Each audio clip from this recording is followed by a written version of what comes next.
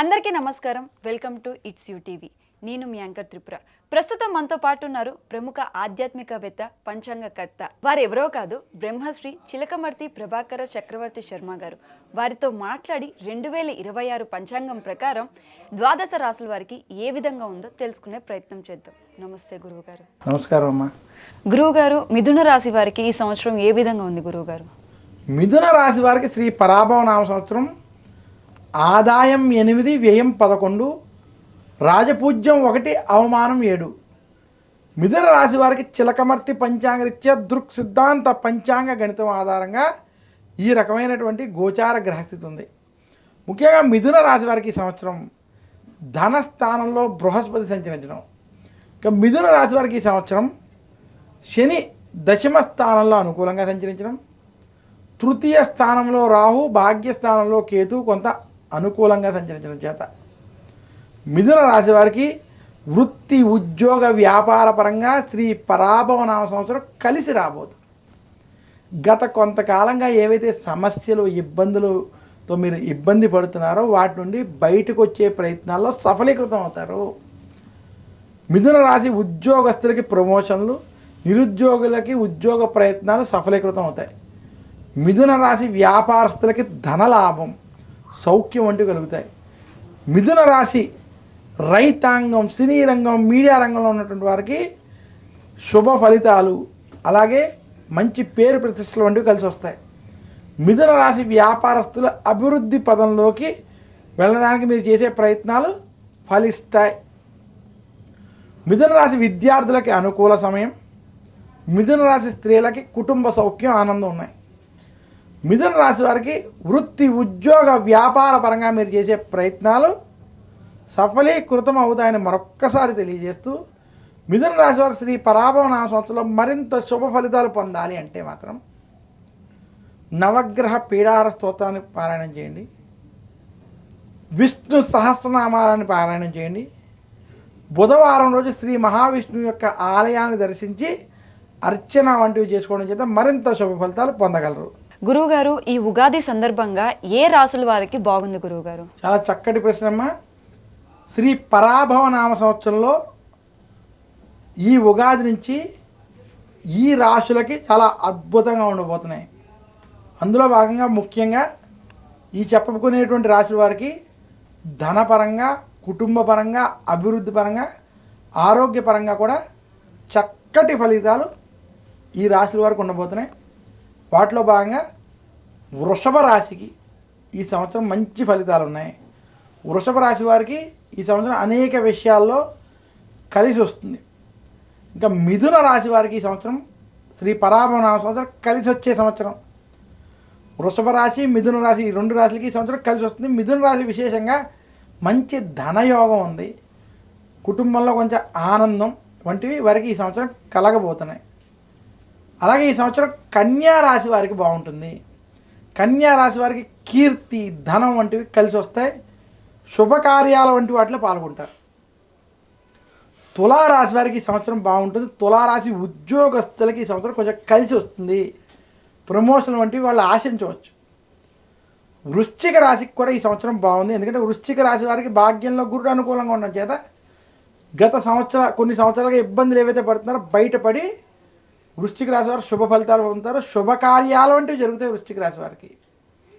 So ఈ రాశుల వారికి ముఖ్యంగా వృషభం, మిథునం, కన్యా, తులా, వృశ్చికం వంటి ఈ 5 రాశుల వారికి మంచి ఫలితాలు మనకి శ్రీ పరాభవ నామ సంవత్సరంలో అధికంగా కనపడుతుంది. గురువుగారు, ఈ 2026 ఉగాది సందర్భంగా ఏ రాశుల వారికి ఇబ్బందికరంగా ఉందో తెలియజేస్తారా గురువుగారు? శ్రీ పరాభవ నామ సంవత్సరంలో ఈ ఉగాది సందర్భంగా 2026-27 మధ్య ఉన్నటువంటి ఈ సంవత్సరంలో ఈ రాశుల వారికి కొంత ఇబ్బందులు అధికంగా ఉండేటువంటి స్థితి ఉంది. అయితే ఆ ఇబ్బందులు ఉండేటువంటి రాశులతో పాటు వారు ఆచరించుకోవాల్సిన పరిహారాలు కూడా మనం చెప్పుకుందాం.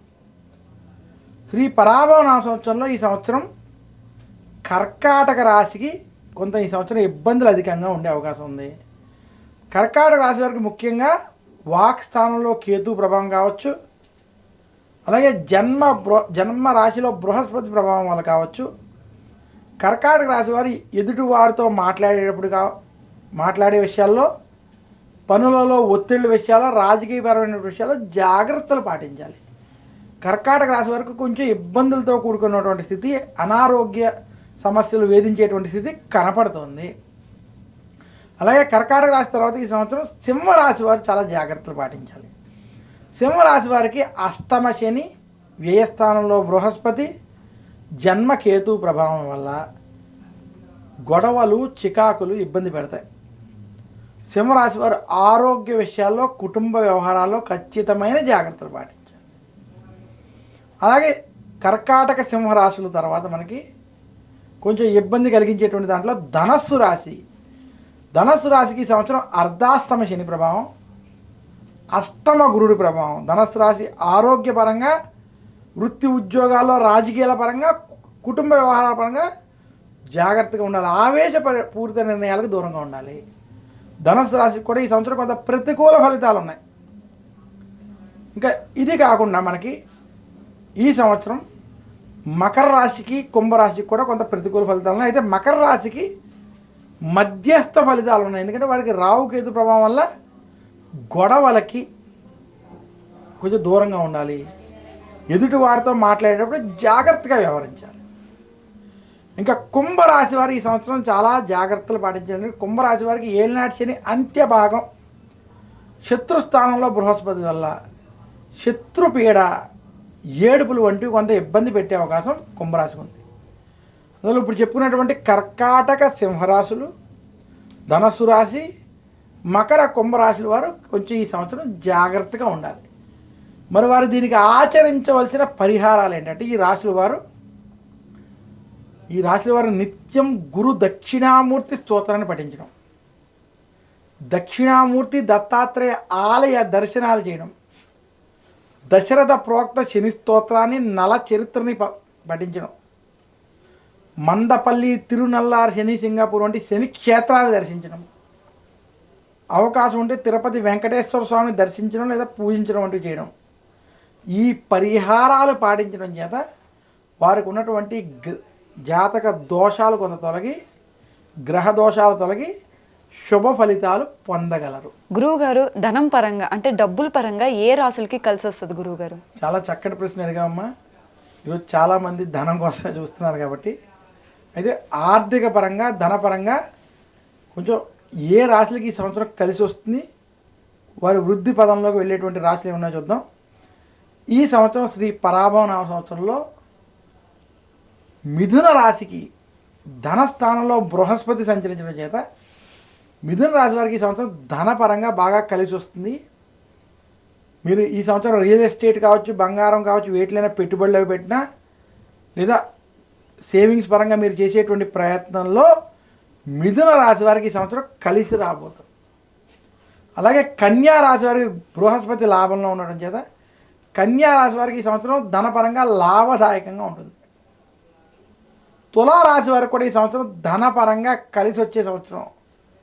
ఎందుకంటే తులారాశి వారికి 6వ స్థానంలో శని ఇక్కడ ధనాన్ని వృద్ధి చెందేటువంటి విషయాల్లో ధనపరంగా వారికి శుభ ఫలితాన్ని కలగజేయబోతున్నాడు. వృశ్చిక రాశికి భాగ్యస్థానంలో గురుడు కూడా ధనపరంగా ఈ సంవత్సరం కలిసి వచ్చేటువంటి స్థితి ఉన్నది. అలాగే ఈ సంవత్సరం ముఖ్యంగా మీనరాశి వారికి కూడా ఏలినాటి శని ప్రభావం ఉన్నప్పటికీ కొంత ధనపరంగా కలిసి వస్తుంది. మొత్తం మీద 12 రాశుల్లో మిథున రాశి, కన్యా, తుల, వృశ్చిక రాశులకి కొంత మీనరాశికి కలిసి వస్తాయి. వృషభ రాశికి కూడా ధనపరంగా ఈ సంవత్సరం ఇబ్బంది లేదని సూచిస్తున్నాను. ఇదమ్మా వీరికి ధనపరంగా అద్భుతంగా ఉన్నది.